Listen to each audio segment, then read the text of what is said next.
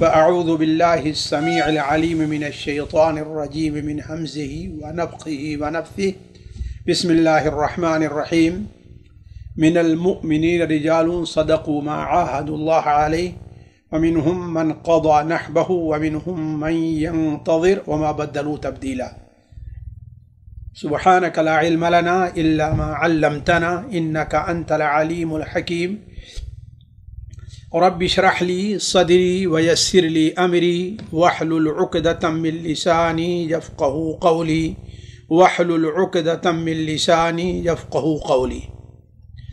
ساتھیو، نبی کریم صلی اللہ علیہ وسلم کے ایک صحابی ہیں عامر ابن عبسہ السلمی رضی اللہ تعالی عنہ، جن کی کنیت ابو نجیح ہے.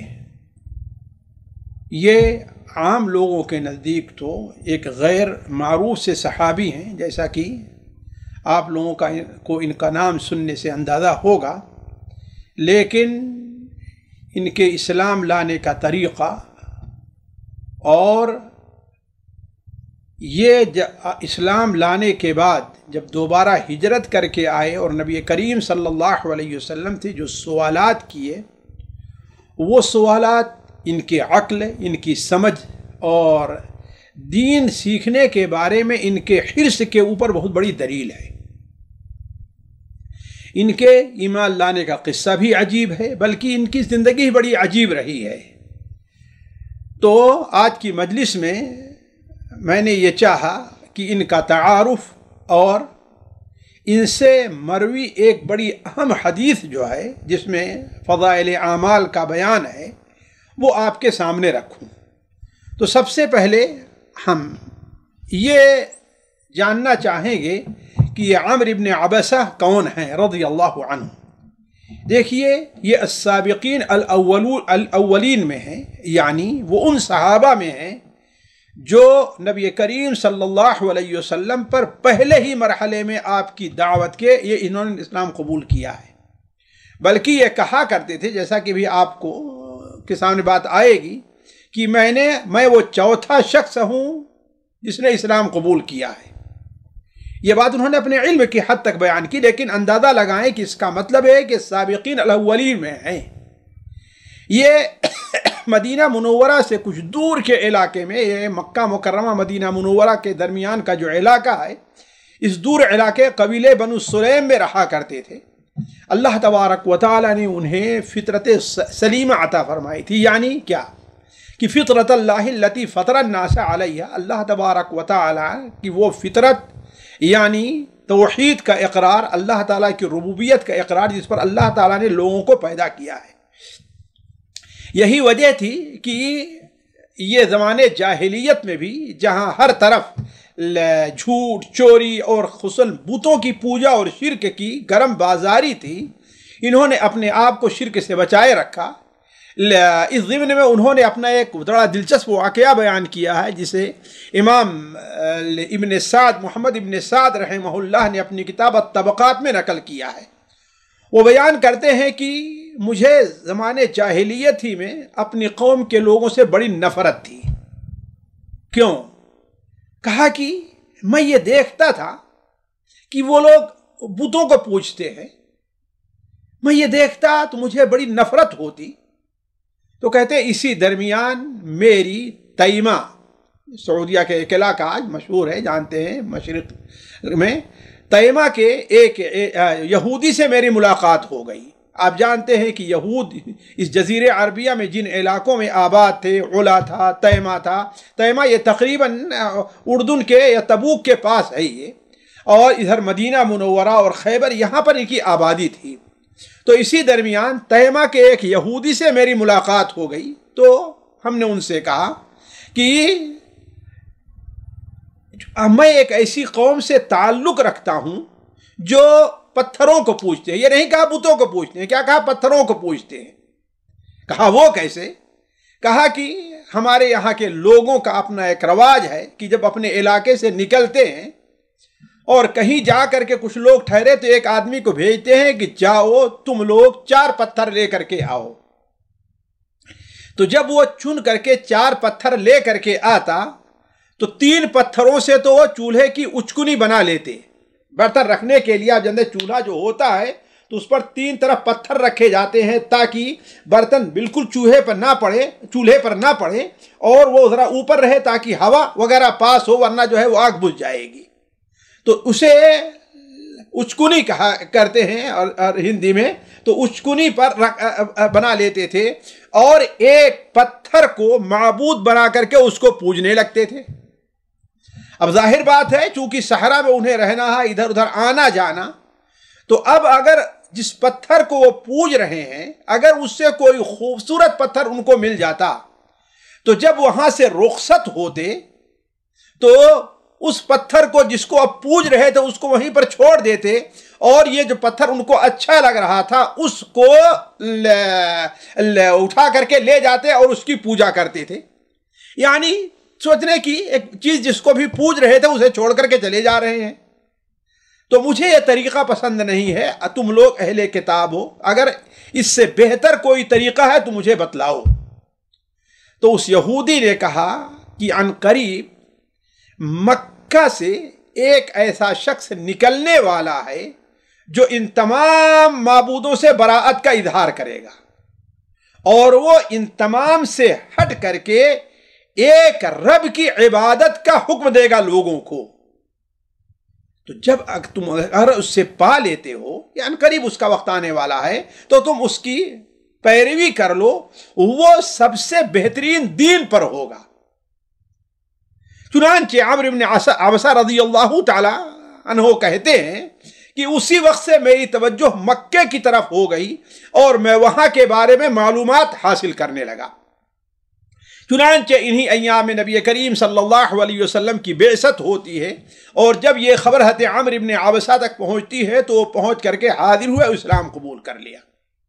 لیکن چونکہ مکے میں حالات اس وقت سازگار نہیں تھے، خود مکے کے لوگ مکے میں رہ کر کے اپنے دین کا اظہار نہیں کر پاتے تھے، تو چہ جائے کہ کوئی اجنبی آدمی اور یہاں پر دین کا اظہار کرے. تو آپ صلی اللہ علیہ وسلم نے انہیں اپنے علاقے میں واپس جانے کا حکم دیا. انہوں نے اسلام قبول کیا اور اپنے علاقے میں واپس چلے گئے. اور پھر جب نبی کریم صلی اللہ علیہ وسلم کے بارے میں خبر ملی کہ ہاں اب آپ مدینہ منورہ آ گئے ہیں، تو وہ مدینہ منورہ آئے، آپ صلی اللہ علیہ وسلم کے ساتھ رہے. آپ صلی اللہ علیہ وسلم سے اس دوسری بار جب تشریف لے آئے ہیں تو کچھ سوالات کیے ہیں. انہی سوالات کو اور اسی حدیث ہے جو میں آج آپ کی مجلس میں آپ کے سامنے رکھنا چاہتا ہوں. لیکن اس سے پہلے حضرت عمرو بن عبسہ کا چونکہ ذکر آ چکا ہے اس لیے حضرت عمرو بن عبسہ کے بارے میں کچھ جان لیا جائے. دیکھیے حضرت عمرو بن عبسہ رضی اللہ تعالیٰ عنہ کو اللہ تبارک و تعالیٰ نے بڑا اونچا مقام دیا تھا، بلکہ اللہ تبارک و تعالیٰ نے انہیں صاحب کرامت بزرگ بنایا تھا. چنانچہ ایک تابعی جو ان کے خاص شاگرد تھے وہ بیان کرتے ہیں کہ ایک بار میں دیکھا کہ ٹھیک دوپہر کا وقت ہے اور عمرو بن عبسہ رضی اللہ تعالیٰ ہمارے پاس سے اٹھے اور جا کر اپنے بکریاں جہاں رہتی تھی باہر وہاں چلے گئے. جب کچھ دیر ہو گئی اور واپس نہیں آئے تو میں ان کی تلاش میں نکلا کہ دیکھوں کہاں گئے ہیں، وہ کہاں جا گئے. تو میں دیکھتا ہوں کہ ایک بدلی کا سایہ ہے اور تھوڑی دور ہے. آگے بڑھا تو کیا دیکھتا ہوں کہ اسی بدلی کے سائے میں حضرت عمرو بن عبسہ رضی اللہ تعالیٰ عنہ سو رہے ہیں اور اس کے علاوہ جتنا ان کو سایہ کیے ہوئے بدلی کا ٹکڑا، اس کے علاوہ بدلی کا ٹکڑا اور کہیں نہیں دکھائی دیتا. اور تعجب یہ ہے کہ بدلی کا ٹکڑا جو رہتا ہے وہ چلتا رہتا، ہوا اس کو پھراتی رہتی ہے، لیکن وہ اپنی جگہ پہ بالکل ٹھہرا ہوا ہے. تو جب میں ان کے پاس پہنچا مجھے بڑا تعجب ہوا اور ان کو بیدار کیا تو وہ بیدار ہوئے اور کہا کہ ابھی جو صورتحال تھی تم نے اسے دیکھ لیا ہے نا، لیکن یاد رکھو کسی سے اس کا ذکر نہیں ہونی چاہیے.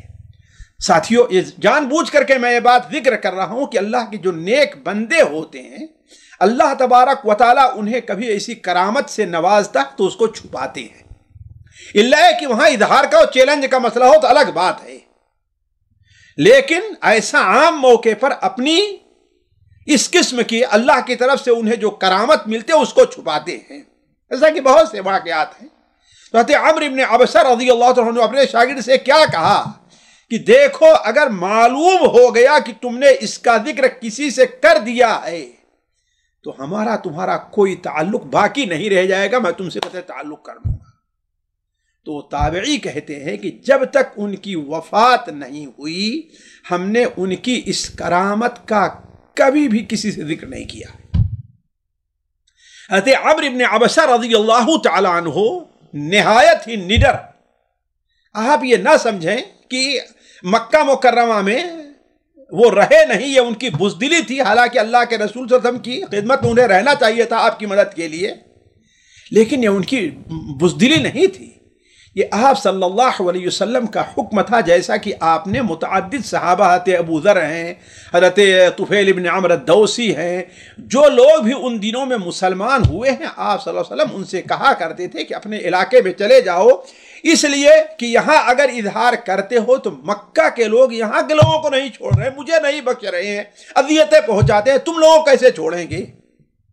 اور آپ لوگ جانتے ہیں کہ آل یاسر کے اوپر کیا گزری، حتیٰ کہ حضرت سمیہ کی شہادت ہو گئی۔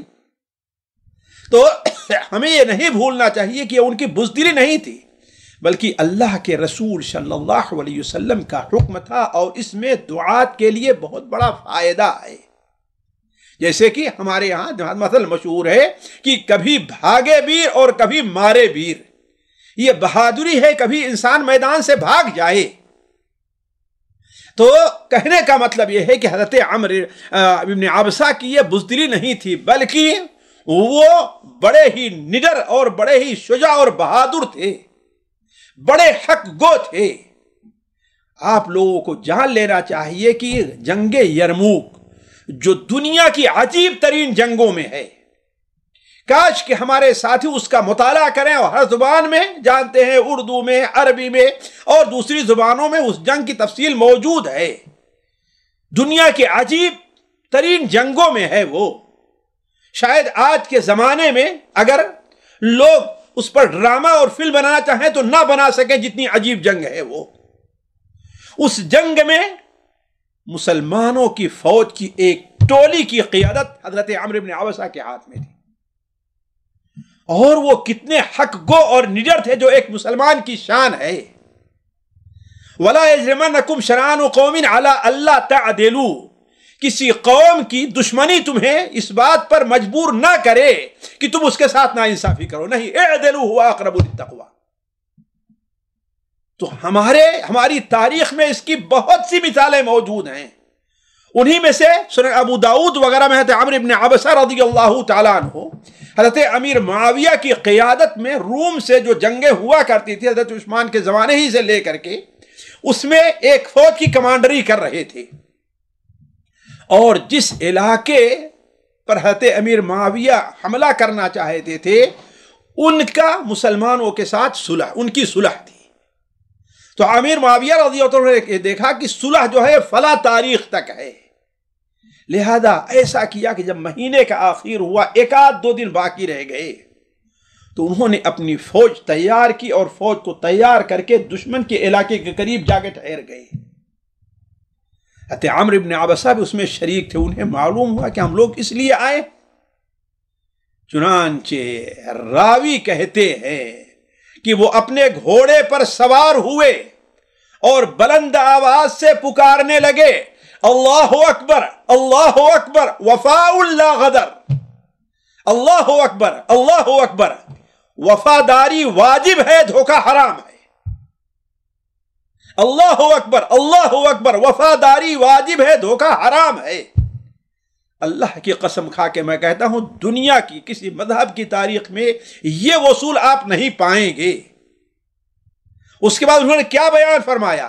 میں نے اللہ کے رسول صلی اللہ علیہ وسلم سے سنا ہے کہ آپ بیان فرما رہے تھے، من کان بینہ و بین قوم عہد فلا یشد عقدہ ولا یحلها حلقہ حتی ینقضی عمدها، کہ جب کسی قوم کے ساتھ کسی کا عہد و پیمان ہو تو اس میں کسی بھی قسم کی کمی کا اختیار نہیں ہے، یہاں تک کہ واضح طور پر انہیں مطلع کر دیا جائے کہ بھائی اب اس مہینے کے گزرنے کے بعد ہمارا تمہارا عہد و پیمان ختم ہے۔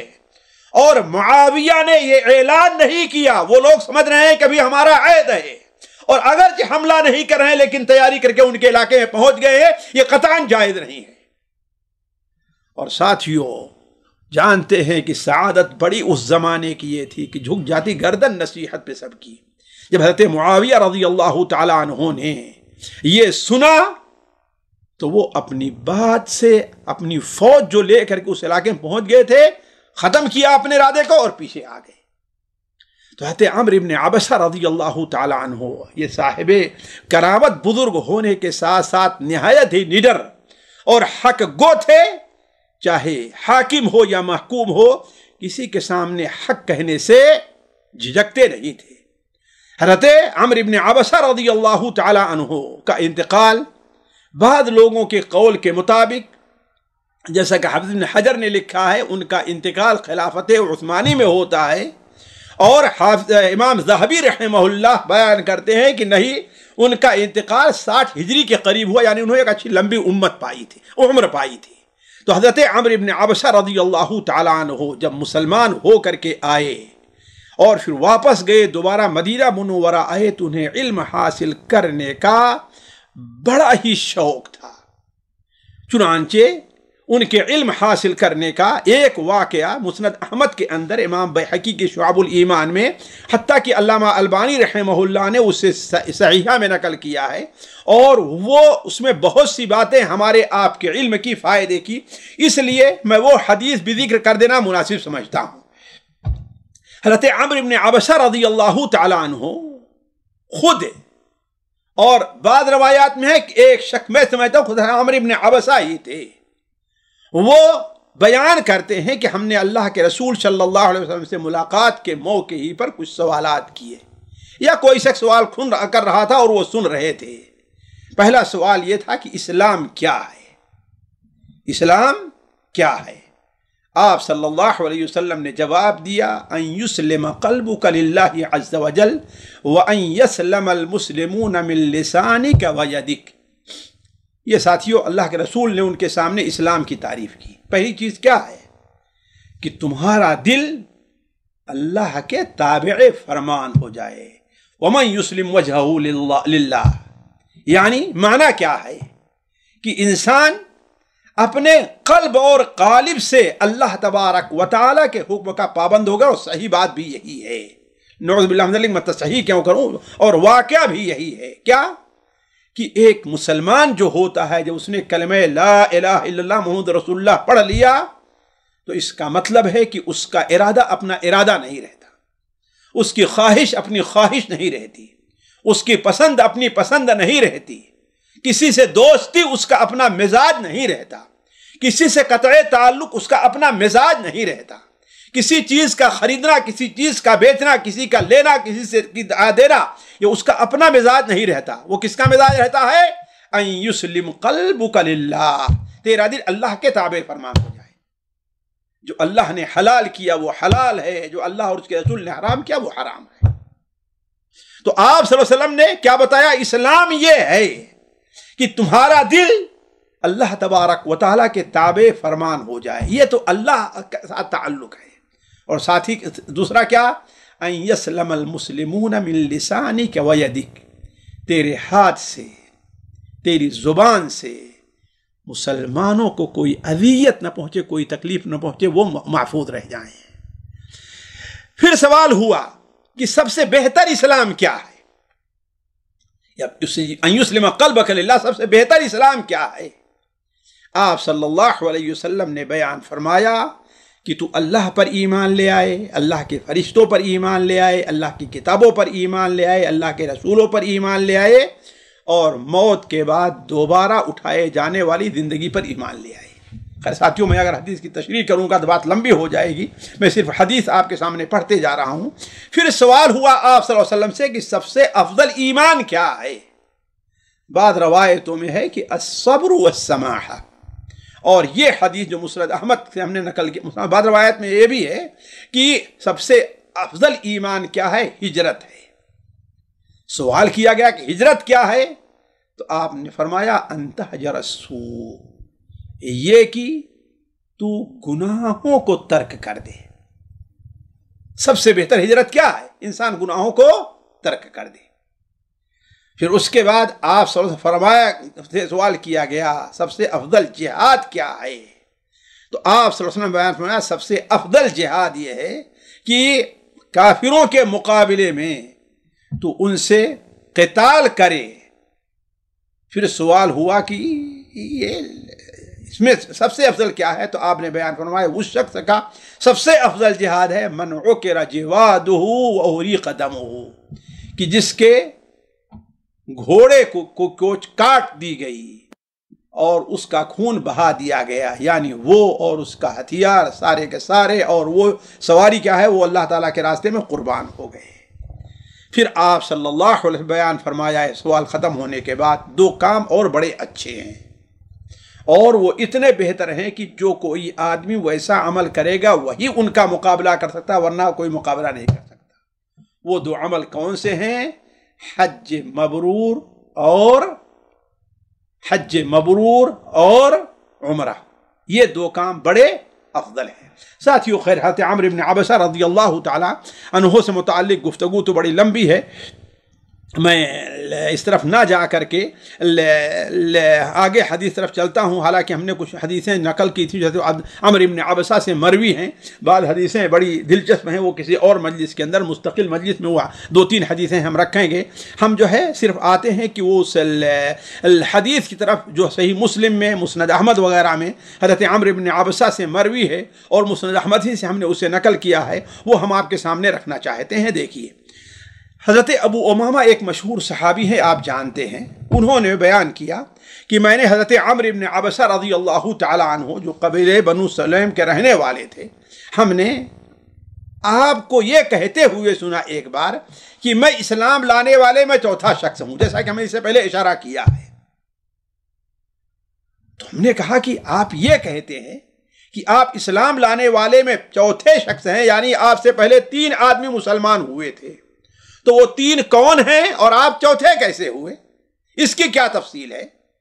تو وہ بیان کرنے لگے کہ میں جاہلیت کے زمانے میں یہ یقین رکھتا تھا کہ یہ جو لوگ ہیں سارے گمراہی پر ہیں، ان کی جو طریقہ ہے اس کی کوئی اہمیت، کوئی حقیقت نہیں ہے، اللہ نے اس پر کوئی دلیل نازل نہیں کی ہے۔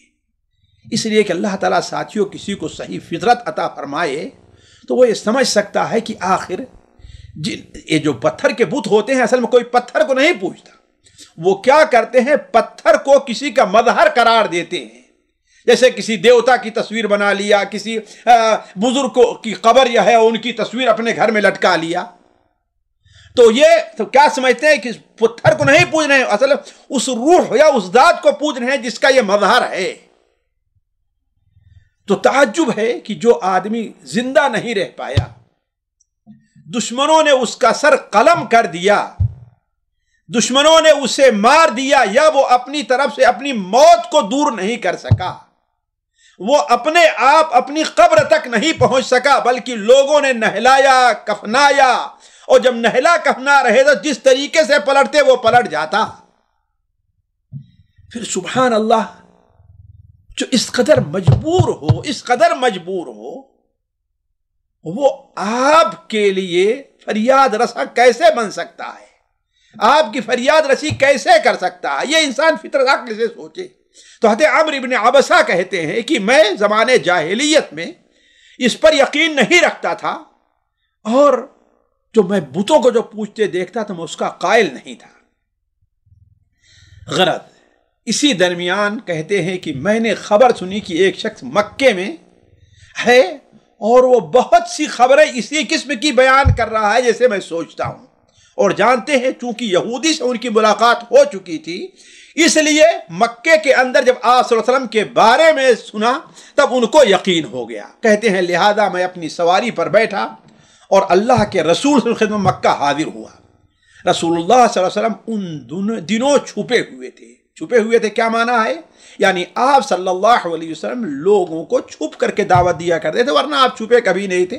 آپ تو علی الاعلان آ کر کے حرم میں نماز بھی پڑھا کرتے تھے، حرم کا طواف بھی کیا کرتے تھے، وہاں لوگوں کو دعوت بھی دیتے تھے. لیکن چھپے رہنے کا معنی کیا ہے؟ لوگوں کو تعلیم دینے کے لیے، لوگوں کو بتانے کے لیے آپ چھپے رہا کرتے تھے. اور آپ صلی اللہ علیہ وسلم کی قوم جو تھی وہ آپ کے اوپر غالب آئی ہوئی تھی، یعنی آپ کو اذیت پہنچاتی تھی، آپ کے ماننے والوں کو تکلیف دیا کرتی تھی. تو اب ایسے وقت میں آپ صلی اللہ علیہ وسلم سے ملنا ایک مشکل کام تھا.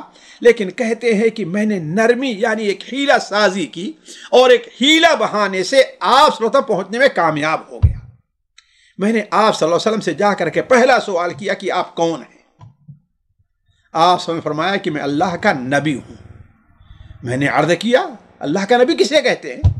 اس لیے کہ انہوں نے نہیں سنا تھا. اللہ کے نبی کسے کہتے ہیں؟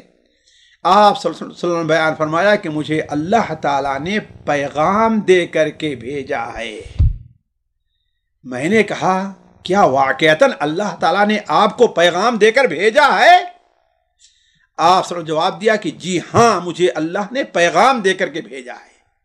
میں نے کہا اللہ تبارک و تعالیٰ نے آپ کو کیا پیغام دے کر بھیجا ہے؟ ساتھیوں، یہیں سے یہ لینا چاہیے کہ ایک داعی جو ہے اپنی دعوت کی ابتدا کس چیز سے کرتا ہے اور اپنی دعوت کن چیز پر مرکوز رکھتا ہے. تو آپ صلی اللہ علیہ وسلم سے انہوں نے پوچھا کہ آپ کو اللہ نے جو پیغام دے کر کے بھیجا ہے وہ پیغام کیا ہے، کیسا پیغام ہے؟ تو آپ صلی اللہ علیہ وسلم نے عرض کیا کہ اللہ تعالیٰ نے مجھے، یہ دیکھیے یہ کیا ہے، اللہ تعالیٰ نے مجھے توحید کو بیان کرنے کے لیے بھیجا ہے کہ اللہ ایک ہے. ان یوحد اللہ، یہ کہ اللہ کو ایک جانا جائے. لوگ اعتراض کرتے ہیں توحید کا ذکر قرآن اور حدیث میں ہے ہی نہیں. یہ سب سے بڑی جہالت ہے. کیا ہے ان یوحد اللہ؟ یہ کہ اللہ کی توحید مسند احمد کے صحیح سند سے روایت موجود ہے اور اس کی عبادت میں کسی کو شریک نہ ٹھہرائے. توحید یہی ہے نا کہ صرف اور صرف اللہ کی عبادت کی جائے، اللہ کو تنہا مانا جائے اس کی عبادت میں بھی خصوصی طور پر. میں نے کہا کہ اور کیا دے کر آپ بھیجا ہے؟ کہا مجھے بتوں کے توڑنے کا حکم دیا ہے اور صلہ رحمی کا حکم دیا ہے. اسلام صرف جو ہے، بہت سے لوگ اپنی دعوت صرف اور صرف کیا ہے، عقیدے کے اوپر مرکوز رکھتے ہیں اور دوسرے معاملات اخلاقیات میں اور لوگوں کے ساتھ معاملے میں بالکل پیچھے رہا کرتے. سراسر یہ غلطی ہے. یہ خود ان کا معاملہ لوگوں کے ساتھ بڑا ہی گندا رہا کرتا ہے. لوگ ان سے شاکی رہا کرتے ہیں، پڑوسی ہیں تو، ساتھی ہیں، رشتہ دار ہیں تو ایسے لوگ داعی اور اللہ کے رسول صلی اللہ علیہ وسلم کے جانشین بننے کے حقدار نہیں ہیں. تو آپ صلی اللہ علیہ وسلم نے فرمایا کہ مجھے اللہ نے بتوں کو توڑنے اور صلہ رحمی دے کر کے بھیجا ہے. میں نے پھر سلام کی عرض کیا کہ اے اللہ کے رسول صلی اللہ علیہ وسلم، کیا آپ کے ساتھ اس دین پر اور بھی کوئی ہے؟ یعنی اور کوئی ہے اس دین پر؟ تو آپ نے بیان فرمایا کہ ہاں، حر و عبد، یا آپ نے فرمایا عبد و حر، میرے ساتھ غلام بھی ہیں اور آزاد بھی ہیں. یہ ہے حضرت عمرو بن عبسہ رضی اللہ تعالی عنہ کا شک، جس کے بنیاد پر کہا کہ ہم چوتھے ہیں. تو ہم نے کہا کہ آخر وہ آزاد اور غلام کون ہیں؟ تو آپ نے بیان فرمایا کہ ابو بکر ابن ابی قحافہ ہیں اور بلال ہیں. ظاہر بات آپ نے اپنے گھر والوں کا ذکر نہیں فرمایا، اس لیے کہ وہ آپ کے گھر والے ہیں. حضرت علی آپ کے ساتھ رہتے تھے، حضرت زید بن حارثہ آپ کے ساتھ رہتے تھے، آپ کی بیوی تھی. لیکن اس وقت جب آپ نے کہا تو گویا آپ ہوئے، ابو بکر عمر، اور چوتھے حضرت عمرو بن عبسہ رضی، یہ حضرت عمرو بن عبسہ کی سمجھ تھی. تو آپ نے فرمایا کہ میرے ساتھ کون ہیں؟ غلام بھی ہیں اور آزاد بھی ہیں. غلام کون ہے؟ ابو بکر ہیں. غلام کون ہیں؟ ابھی بلال ہیں. اور آزاد کون ہیں؟ ابو بکر ابن ابی قحافہ ہیں. آپ صلی اللہ علیہ وسلم سے پھر انہوں نے ایک عرض کیا کہ اے اللہ کے رسول، تو میں آپ کی پیروی میں آپ پر ایمان لانا چاہتا ہوں، بلکہ بعض علماء نے کہا میں آپ کی مدد کرنا چاہتا ہوں، آپ کے ساتھ رہنا چاہتا ہوں. تو آپ صلی اللہ علیہ وسلم نے فرمایا کہ ان دنوں تم سے نہ ہو سکے گا، یعنی اب تو ہماری مدد اس وقت نہیں کر پاؤ گے. تو ہماری مدد نہیں کر پاؤ گے۔ کیا تم میرا اور لوگوں کا حال دیکھ نہیں رہے ہو؟ یعنی میرے ساتھ جو لوگ معاملہ کر اسے دیکھ نہیں رہے ہو؟ البتہ ابھی تم اپنے گھر لوٹ جاؤ، پھر جب سننا کہ میں غالب آ چکا ہوں، اس کے اوپر غور کیجئے گا۔ یہ یقین اللہ تعالیٰ کے وعدے کے اوپر ایک مومن کو یقین ہونا چاہیے کہ یہ دین غالب ہو کر کے رہے گا۔ آپ نے کیا بیان فرمایا کہ پھر جب سننا کہ میں غالب ہو چکا ہوں، ہو گیا ہوں، تو میرے پاس آنا۔ تو حضرت عمرو بن عبسہ کہتے ہیں کہ میں نے اسلام قبول کر لیا اور اپنے گھر واپس چلا گیا۔ پھر رسول اللہ صلی اللہ علیہ وسلم ہجرت کر کے جب مدینہ آ گئے، اس درمیان میں خبر لیتا رہتا تھا لوگوں سے، اس لیے کہ آپ نے فرمایا کہ میرے پاس کب آنا؟ جب دیکھنا کہ میں غالب آ چکا ہوں۔ یہ نہیں فرمایا کہ جب مدینہ آ چکا ہوں تو، کیا جب غالب آ چکا ہوں تو اس وقت میرے پاس آنا۔ تو آپ صلی اللہ علیہ وسلم جب ہجرت کر مدینہ منورہ آئے تو کہتے ہیں اس درمیان میں یثرب یعنی مدینہ منورہ سے جو لوگ بھی آیا کرتے تھے میں آپ کے بارے میں پوچھتا رہتا تھا۔ تو کہا اسی درمیان ایک قافلہ میرے پاس آیا تو ہم نے پوچھا کیوں جی، ذرا بتلاؤ تو، وہ مکی جو تمہارے پاس آیا ہے اس کا کیا معاملہ ہے؟ تو ان کا جواب تھا کہ لوگوں نے انہیں قتل کرنا چاہا یعنی مکہ میں، لیکن وہ اس پر کامیاب نہیں ہوئے۔ وحیل بینہ و بینہم، ان کے درمیان ایک چیز حائل ہو گئی اور اس کو قتل نہیں کر سکے۔ اور اب صورتحال یہ ہے کہ اس کا معاملہ لوگوں کے ساتھ بالکل بھیڑنے کا ہے، یعنی بھیڑے ہوئے ہیں ایک لوگ، اس کے ساتھ لڑائی ہو رہی ہے، ان کے خلاف حملہ ہے، یعنی ساری چیزیں اس طریقے سے آپ صلی اللہ علیہ وسلم کے ہجرت کر لینے کے بعد کچھ ہی دنوں کے بعد مکہ والے آپ صلی اللہ علیہ وسلم کو وہاں پر یہاں مدینہ میں اطمینان سے رہتا ہوا نہیں دیکھے اور آپ کے خلاف جو ہے وہ کارروائیاں کرنا شروع کیے۔ تو کہتے ہیں عمرو بن عبسہ کہ میں نے زیادہ انتظار نہیں کیا کہ مکمل آپ کو غلبہ ہو جائے، میں مدینہ آیا اور آپ صلی اللہ علیہ وسلم کے پاس حاضر ہوا اور میں نے کہا اے اللہ کے رسول صلی اللہ علیہ وسلم آپ مجھے پہچانتے ہیں؟ آپ نے فرمایا کیوں نہیں، تم وہی نہیں ہو جو مکہ میں مجھ سے آ کر کے ملے تھے؟ میں نے کہا جی ہاں اے اللہ کے رسول صلی اللہ علیہ وسلم میں وہی ہوں۔ پھر آپ صلی اللہ علیہ وسلم سے انہوں نے سوال کیا، اس لیے کہ جیسا کہ ہم نے کہا وہ علم کے بڑے حریص تھے تو اب علم حاصل کرنا چاہا۔ انہوں نے سوال کیا کہ اے اللہ کے رسول صلی اللہ علیہ وسلم میں جاہل ہوں، میں لا علم ہوں، مجھے کچھ پتہ نہیں ہے، آپ صلی اللہ علیہ وسلم آپ کو جو اللہ تعالیٰ نے سکھایا ہے وہ مجھے بھی بتلائیے اور مجھے نماز اور اس کے اوقات وغیرہ کے بارے میں بتلائیے۔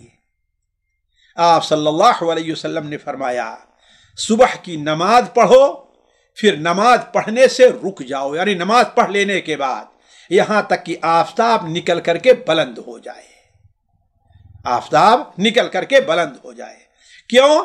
اس لیے کہ وہ شیطان کی دونوں سینگوں کے درمیان طلوع ہوتا ہے اور اس وقت کافر لوگ اس کو سجدہ کرتے ہیں۔ دیکھیے ساتھیو، یہی سے آپ صلی اللہ علیہ وسلم لوگوں کے دل میں بیٹھانا چاہتے تھے کہ مسلمان خصوصاً برائی کے کام میں کافروں کی مشابہت نہیں کرتا۔ کافروں کی مشابہت آپ نے کیا کہا، وجہ کیا بتائی کہ اس وقت شیطان کے دو سینگوں کے درمیان طلوع ہوتا ہے اور کافر لوگ اس کو سجدہ کرتے ہیں، گویا کہ تمہارے لیے اس وقت سجدہ کرنا جائز نہیں ہے۔ پھر جب آفتاب ایک نیزہ یا دو نیزہ بلند ہو جائے تو نماز پڑھو، تو نماز پڑھو۔ کب تک نماز پڑھو؟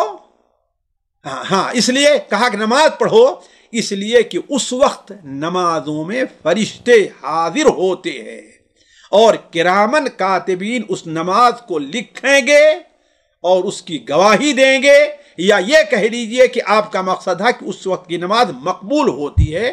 یہاں تک پڑھتے رہو یہاں تک کہ سایہ پھر بالکل نیزے کے اوپر آ جائے، یعنی ایسے نیزہ گاڑ دیا جائے جسے ہم کہتے ہیں ٹھیک دوپہر کے اوپر، ٹھیک دوپہر پر آ کر کے ہمارے سر کے اوپر سورج جو ہے آ کر کے ٹھہر جائے، یہاں تک کہ جب سورج ڈھل جائے، یعنی اس وقت تم نماز نہ پڑھو۔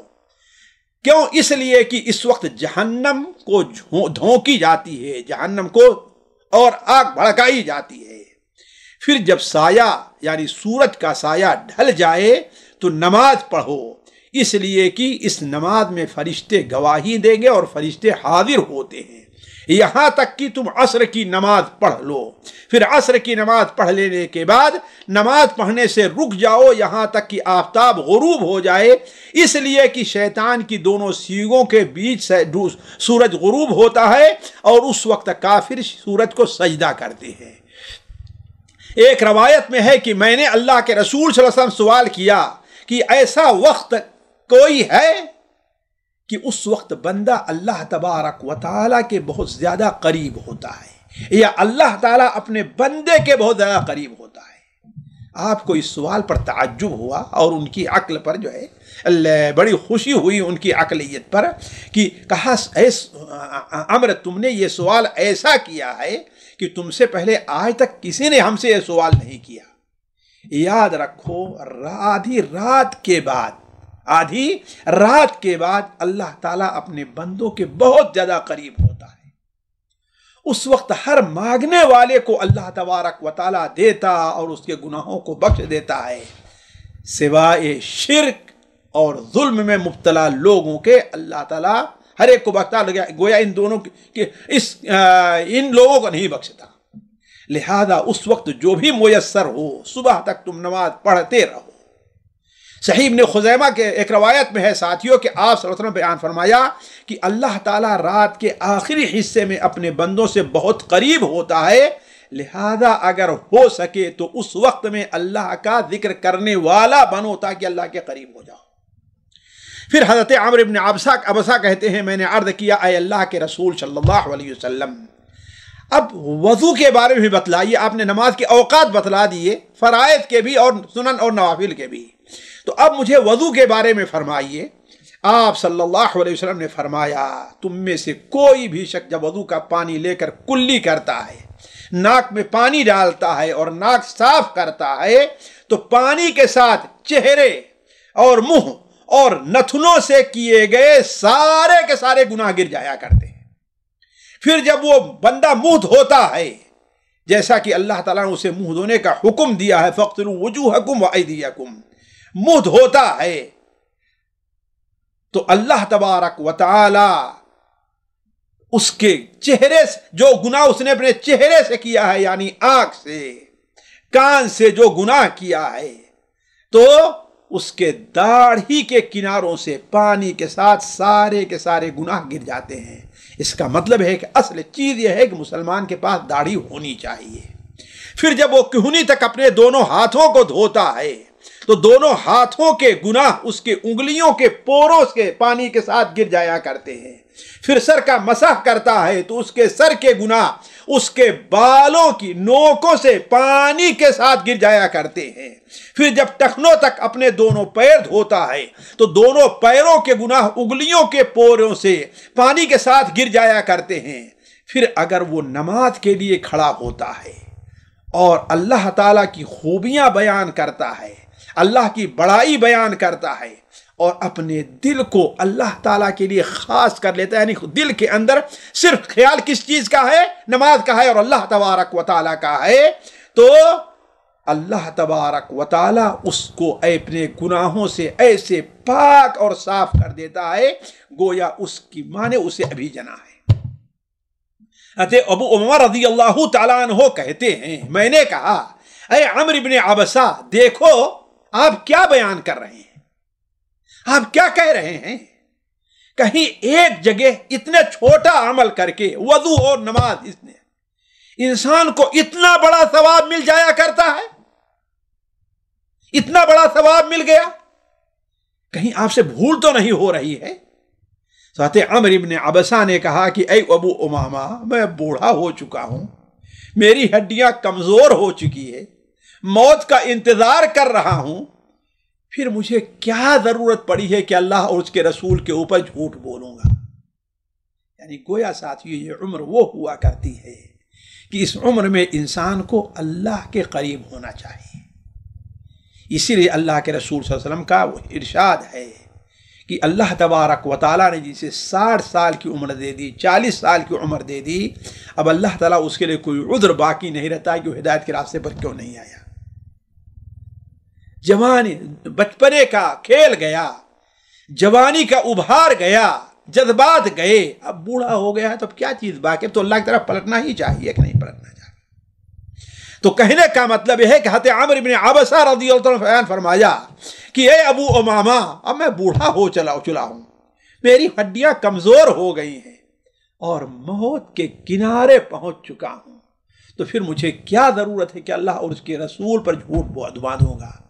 یاد رکھو اے ابو امامہ، اگر یہ حدیث ہم نے اللہ کے رسول سے 1 بار سنی ہوتی، 2 بار سنی ہوتی، 3 بار، حتیٰ کہ صرف 7 بار سنی ہوتی، تو میں اس حدیث کو تمہارے سامنے بیان نہیں کرتا۔ اس سے زیادہ بار ہم نے سنی ہے۔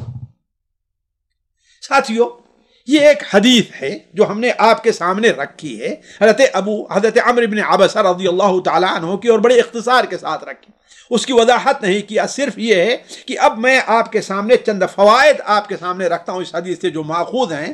پہلا فائدہ یہ ہے کہ عرب کے لوگوں کو جو کافر کہا گیا ہے، اس کا یہ مطلب نہیں تھا کہ وہ لوگ اللہ کو نہیں مانتے تھے، بلکہ اللہ کے رسول حضرت ابراہیم اور اسماعیل کو بھی مانتے تھے، اور ان کے امتی ہونے کے دعوے دار تھے، لیکن اس کے ساتھ ساتھ چونکہ دین میں انہوں نے بہت سی بدعتیں داخل کر لی تھی، جن میں سب سے بڑی بدعت وسیلے کے نام پر بزرگوں کی عبادت کیا کرتے تھے، اس لیے انہیں کافر قرار دیا گیا ہے۔ یہ نہیں کہ وہ اللہ کو رسول کو نہیں مانتے تھے۔ دوسری چیز ساتھیو، ذرا آپ اس پر غور کریں، حضرت عمرو بن عبسہ نے کیا کہا کہ میں زمانے جاہلیت میں دیکھتا تھا کہ لوگ کسی راستے پر، یعنی کہ اس کی کوئی حیثیت نہیں ہے۔ معلوم اس سے کیا ہوا کہ جو امت دین کی بنیادی باتوں سے پھر جائے اور اللہ کے متعین کردہ راستے سے ہٹ جائے، توحید نہ ہو، زبان پر توحید ہو لیکن دل میں اور عمل میں توحید نہ ہو، نمازیں نہ پڑھی جائیں، جلسے آدھی رات تک ہو اور فجر کی نماز کے لیے سو جایا جائے، تو جن کی حیثیت یہ ہو جائے گویا ان کی کوئی حیثیت نہیں ہے۔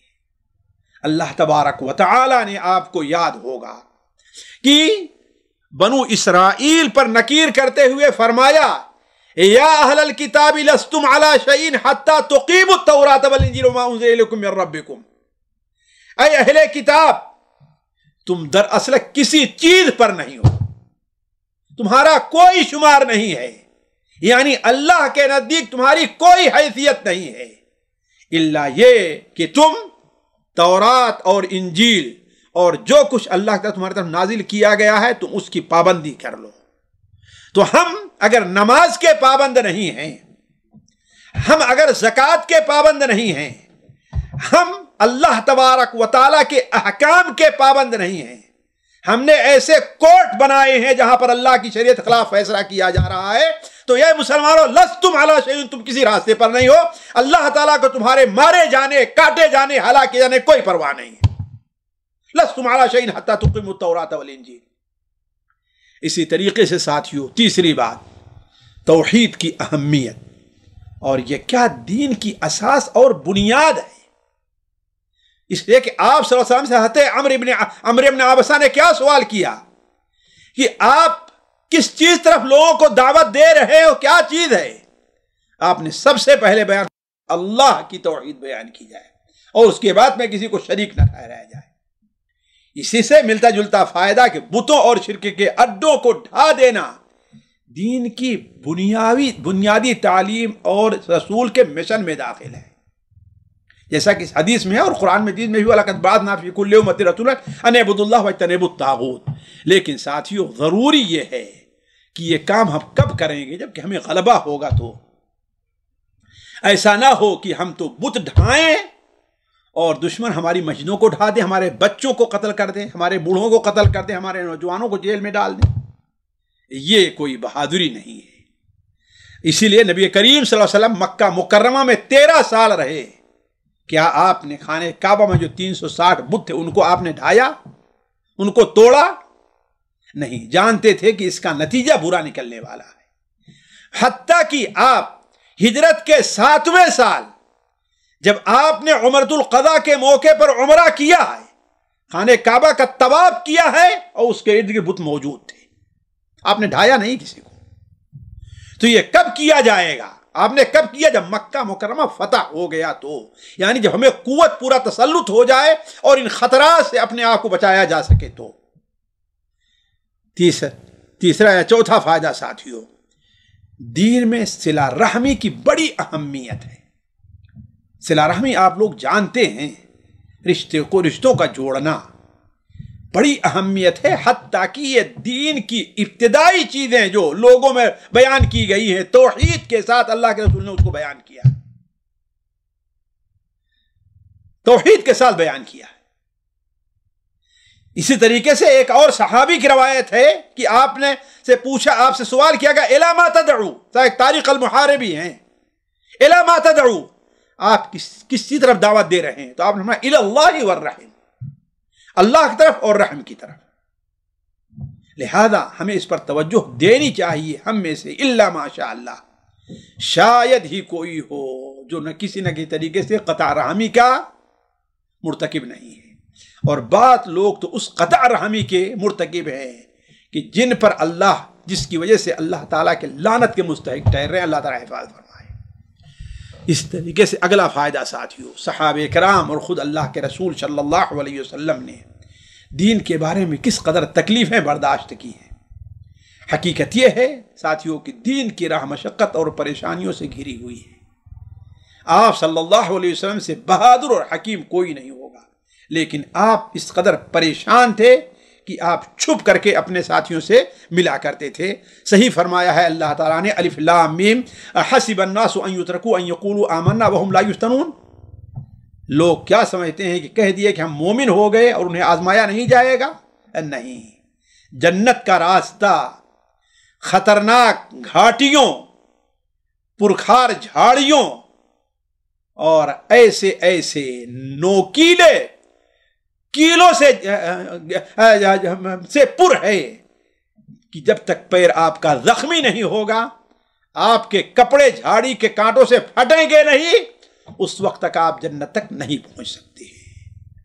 ام حسبتم ان تدخلوا الجنہ، کیا سمجھتے ہو تم جنت میں داخل ہو جاؤ گے؟ ولما یأتکم مثل الذین خلوا من قبلکم، کیا ابھی تک تم نے سنا نہیں کہ تم سے پہلے جو لوگ گزر چکے ہیں کہ ان کی کیا حالت رہی ہے؟ مستهم البأساء والضراء وزلزلوا، انہیں تکلیفیں پہنچی دشمنوں کی طرف سے، بیماریوں اور پریشانیوں سے بھی، اور اتنا جھنجھوڑ دیے گئے کہ ان کا رسول اور سچے مومن چیخ پڑے کہ متی نصر اللہ، اللہ کی مدد کب آئے؟ تو جب یہ حالت ان کی ہو گئی تب اللہ نے فرمایا کہ الا ان نصر اللہ قریب، اللہ کی مدد قریب ہے۔ ساتھیوں، اسی طریقے سے حق کا داعی اگر اسے کسی فتنے میں پڑنے کا خوف ہو تو اپنی دعوت کو پوشیدہ رکھ سکتا ہے، جیسا کہ آپ صلی اللہ علیہ وسلم کا تھا، لیکن جیسے ہی حالات درست ہو جائیں فوراً دعوت کا کام شروع کر دیا جائے۔ یعنی یہ نہیں ہے کہ اسے بہانہ بنا کر کے ہم دعوت کا کام ہی چھوڑ دیں، نہیں، علل اعلان پابندی ہے، چھپ کر کے آہستہ آہستہ کریں گے، مجمع عام میں نہیں کر سکتے ہیں، لوگوں سے تنہائی میں مل کر کے کریں گے، ہم کریں گے دعوت کا کام، اور جیسے ہوگا فوراً واپس اسی حالت میں لوٹ آئیں گے۔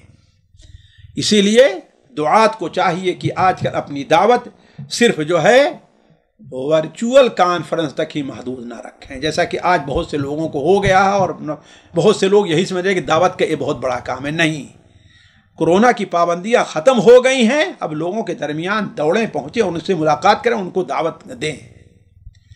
اسی طریقے سے نماز پنجگانہ کے اوقات کا بیان اور مکروہ اوقات کی تحدید اس حدیث میں ہے۔ علماء کہتے ہیں کہ 3 وقت اور تفصیل کے ساتھ 5 وقت ایسے ہیں جن میں نماز پڑھنی مکروہ یا جائز نہیں ہے۔ فجر کی نماز پڑھ لینے کے بعد یا فجر کا وقت ہو جانے کے بعد صرف 2 رکعت سنت اور 2 رکعت فرض ہے، اس کے علاوہ اور کوئی نماز نہیں ہے۔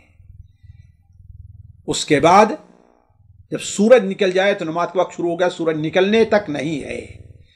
اور ظہر جب ٹھیک دوپہر میں ہو تو اس وقت نماز پڑھنا جائز نہیں آتا کہ سورج ڈھل جائے۔ تیسرا کون وقت ہے؟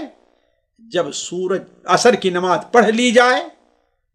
فرق ہے، فجر کی نماز پڑھنے سے پہلے بھی 2 رکعت سنت کا نفل نہیں ہے، لیکن عصر سے پہلے نوافل ہے، یہاں تک کہ عصر کی نماز پڑھ لی جائے۔ اسی لیے فجر کا وقت ہونے کے بعد ممنوع وقت شروع ہو جاتا ہے 4 رکعت کے علاوہ، اور عصر کی نماز پڑھ لینے کے بعد ممنوع وقت شروع ہوتا ہے۔ فرق رکھیں گے، فجر کا وقت ہو جانے کے بعد ممنوع وقت شروع ہو گیا نوافل کے لیے۔ البتہ فجر کی سنت اور فجر کی فرض کا یہ وقت ہے، لیکن عصر کی نماز پڑھ لینے کے بعد اب ممنوع وقت شروع ہو گیا ہے، یہاں تک کہ سورج ڈوب جائے۔ تو گویا یہ 3 وقت بھی، اور کہتے ہیں 5 وقت: سورج نکلتے وقت، سورج ڈوبتے وقت، اور سورج جب کی ٹھیک دوپہر کے وقت کھڑا ہو، اور عصر کے بعد اور فجر کے بعد۔ صبح کی نماز کے بعد سے سورج طلوع ہونے تک یہ جیسا کہ ہے۔ 8واں فائدہ، غیر قوموں کی مشابہت کی حرمت خواہ بغیر قصد کے ہو، اگرچہ مسلمان کا ارادہ نہ ہو کہ ہم اس نماز پڑھ رہے ہیں، یعنی جب سورج نکل رہا ہے، کافر کی مشابہت ہے، لیکن پھر بھی یہ جائز نہیں ہے۔ وضو کی فضیلت کی یہ گناہوں کا کفارہ ہے، خاص طور پر صغیرہ گناہ ساتھیوں۔ اگر ایسی کوئی بات کسی سے سنے جو اسے اجنبی لگے تو مزید تحقیق کے لیے اسے سوال کیا جا سکتا ہے۔ جیسے حضرت عمرو بن عبسہ سے حضرت ابو امامہ نے یہ سنا کہ میں چوتھا ہوں، تو کہا وہ کیسے، بتائیے۔